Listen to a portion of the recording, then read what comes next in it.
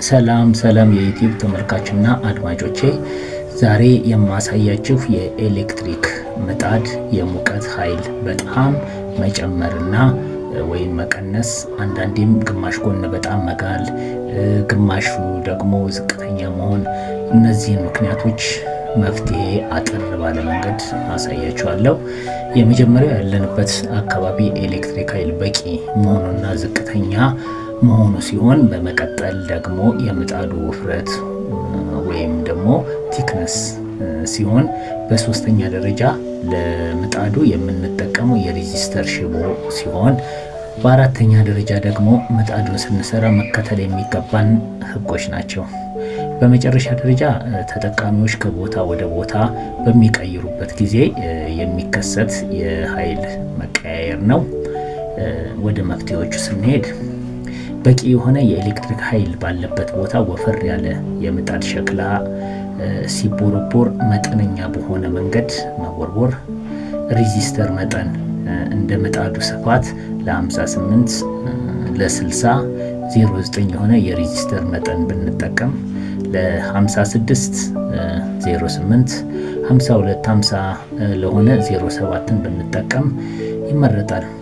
የኤሌክትሪክ ኃይል ዝቅተኛ ለሆነበት አካባቢ ምጣዱ ሲቦረቦር ወደ ውስጥ ገባ ብሎ የተቦረቦረው ምጣድ ወይም የሬዚስተሩን ሁኔታ ቅድም ባየነው መሰረት ሆኖ፣ የኤሌክትሪክ ኃይል በቂ በሆነበት አካባቢ ላይ በተቦረቦረው የምጣድ ጀርባ ላይ ሬዚስተሩን ካስገባን በኋላ የምንቀባውን ጅብሰን በጣም ቀጠን በማድረግ ሬዚስተሩን አልፎ ወደ ምጣዱ ስር እንዲገባልን እናደርግና ሁሉንም ዙሪያ እኩል በሆነ መጠን እንቀባለን። በመቀጠል በሁለተኛ ዙር ቅድም ከቀባነው ትንሽ ወፈር በማድረግ ሁሉንም ዙሪያ እንደገና በመቀባት እናዳርስና ወራጅ ያለበትን ቦታ ወፈር ባለ ጅብሰን እንዳይንቀሳቀስ አድርገን እናጠብቀዋለን ማለት ነው።